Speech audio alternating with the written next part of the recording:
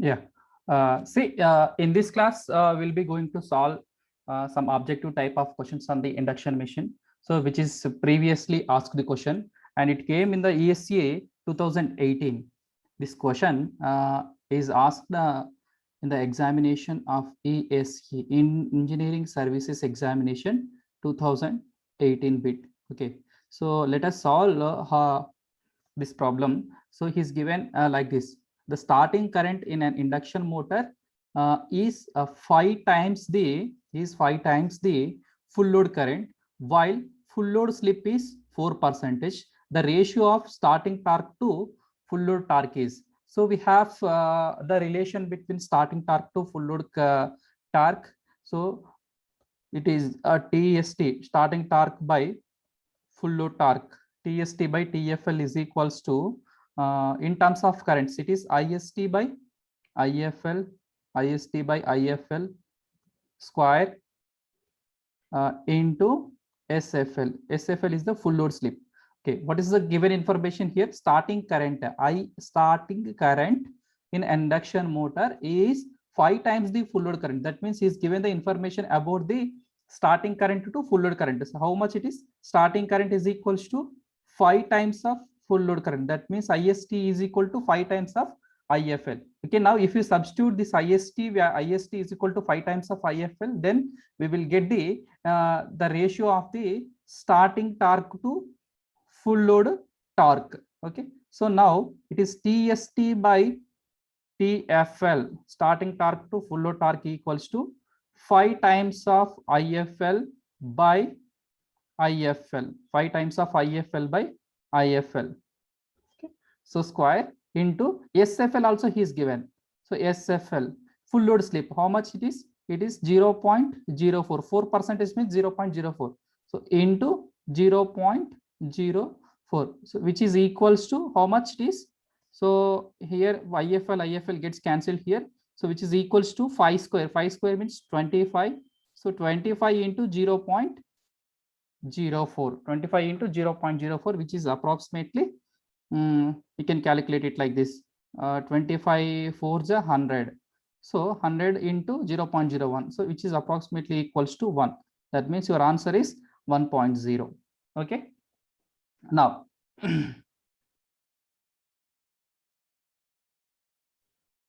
yes, see here, there is one more question which is which is asked in the ESG 2018. ESE 2018 bit also, it is also in the engineering services examination bit. Okay, and see, the question is like this: a three-phase 37 kilowatt induction motor has an efficiency of 90% when delivering full load. When delivering full load, so when it is delivering full load, it is having 90% of efficiency, and at this load, the stator copper losses and rotor copper losses are equal. Stator copper losses and rotor copper losses are equal, and are equal to stator iron losses. These stator copper losses, stator rotor copper losses, which is also equals to stator iron losses, and the mechanical losses, 1/3 of the no load losses. Then the motor runs at a slip of. He is asking the slip information. Okay, so now just write out the given data here. What is the output power? This is output power is equals to 37 kilowatts is given. That next, the induction motor has an efficiency information is given. Efficiency is equal to 90%. So 90% means it is 0.09. Next, when delivering full load at this condition, and also he's given the information about the losses.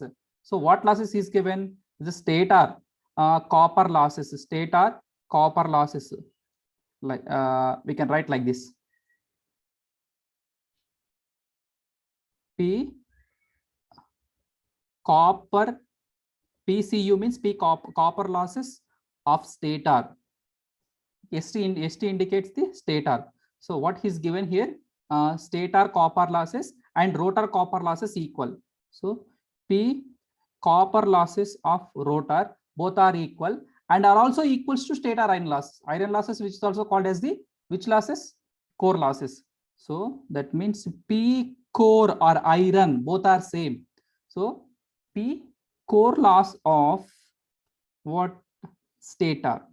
So all are equal. So we don't know how much these losses in 37 kilowatts. So that is the reason why I'm going to consider these losses are X watts. These losses are X watts. Okay. Now the mechanical losses are 1/3 of the no load losses. And also we have one more information, that is P mechanical, that is equals to what he is given, 1/3 of the no load losses. 1/3 of the no load losses. So no load losses means which losses, sir? No load losses means it is the constant losses. Constant losses, what losses we can call the constant losses here in the induction machine or rotating machines? So 1/3 of no load losses means mechanical losses plus core losses. Core losses in the system, we have to consider only stator core losses only. Why? Because the core losses are depending upon the frequency. The induced frequency of the rotor is very, very less. So that is the reason why we can approximately neglect the rotor copper losses. Again, I am repeating here. See, copper losses, rotor copper losses or stator copper losses, not copper, core losses, depending upon the frequency. Hysteresis losses depending upon the frequency, eddy current losses is depending upon the frequency square. Frequency square. What is the induced frequency in the rotor? So it is the slip times of frequency, and it is also slip times of frequency square. So as slip is very, very less, the slip square it is much more less. So that is the reason why. So we can approximately consider the rotor copper losses. This is the rotor copper losses, rotor core losses. We can approximately consider rotor core losses 0. So that is the reason why core losses means only we need to take the stator core losses only. We need to take the stator core loss only. Okay. So now here P mechanical equals to 1/3 of P mechanical plus stator core. Okay. So now from this equation, we will try to calculate the mechanical losses. We'll try to calculate the mechanical. So now what I'm doing here, I'm cross multiplying this 3 with the mechanical. So 3 times of P mechanical, 3 times of P mechanical equals to P mechanical plus P core loss of stator. So here, if you send this P mechanical to this side, then it will become 2 P mechanical, so which is equals to P core of stator losses. Okay. So from this equation, P mechanical is equals to P stator core loss by 2. P core loss of stator by 2. That means, so what I have considered initially, core loss is equals to core loss of stator, rotor copper losses, or rotor stator core losses is equals to X. That means P mechanical is equals to X by 2. So keep in mind that P mechanical is equals to X by 2 here. P mechanical is equals to X by 2 here. Okay. I hope if you can note, if you are noting this point, I will try to erase it.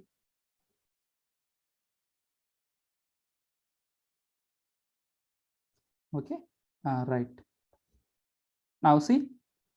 Now losses means we have a formula for losses, or efficiency. We have a formula for efficiency. Efficiency means output power by input power. Okay. So now what I am doing here is, as the given information is output power, so that is the reason why I'm going to write the input power in terms of output power. So that means output power by, this is equals to output power plus losses. Okay. So from this relation, losses is equals to what you will get if you write the expression for losses. Okay. So it will become 1 by efficiency. Now from this equation, efficiency is equal to output by output plus losses. So from this equation, if you separate the losses, you will get this formula: 1 by efficiency into output power. 1 by efficiency into output power. Okay. So from this, we can able to calculate the losses for the total machine. So that means it is 1 by 0.9 minus 1 into 37 kilowatts. 37 kilowatts means 37 into 10 to the power of 3. So that means it gives, what is the value? What is the value here? Losses is equals to 1 by 0.9 minus 1 into 37. So do the calculation part here, you will get losses is equals to 4111 watts, 4111 watts. Okay, that means the losses in the machine here is, losses means, so these are stator copper losses plus rotor copper losses plus mechanical losses. Okay, so we forgot to one more losses here na, stator copper losses, rotor copper losses, and which one? Core loss. Yes, core, stator core loss. Yes. Okay, so these losses is given. Yes, so now this losses means 4,111 is equals to P copper losses. Initially we have considered this X, and this is also X. So just now we have calculated the mechanical losses. P mechanical is equals to X by 2. P mechanical is equal to X by 2, and P core loss of stator is equals to X. So that means this is equals to X plus X plus X, 3X plus X by 2. It is approximately 3X plus X by 2, 3X plus X by 2. That means 2 3 is 6, 6 into 1, 7X by 2. That means here the X value is, the value of X here is, I want to erase it. What is the value of X here? X is equals to, is approximately, calculate it and tell me. 1174 watts. X is equal to 1174 watts. That means copper loss, stator copper losses is equal to 1174 watts. Rotor copper losses is equals to 1174 watts. Mechanical losses is equal to by 2. So P mechanical is equals to here. P mechanical is equals to X by 2 na. So we have calculated here. So 1174 by 2. So this is the mechanical losses, and all losses we have known here. So now what we want here, we want slip. We want slip here. So we have a relation between rotor input power and rotor losses and rotor output power. So which is equals to 1 is to S is to 1 minus S. So from this relation,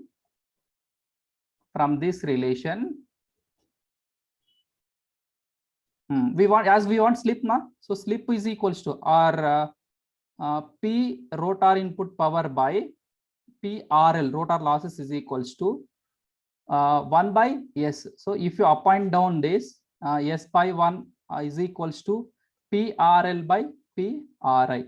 So that means S is equals to rotor losses. It is the ratio of rotor losses to rotor input. Rotor input power is also called as the air gap power. Rotor input power also called as the air gap power. Rotor input power is equals to air gap power. Rotor input power is also called as the air gap power. Okay, so now see, if you take the power flow diagram, this is a rotor input power or air gap power also, we can say air gap power.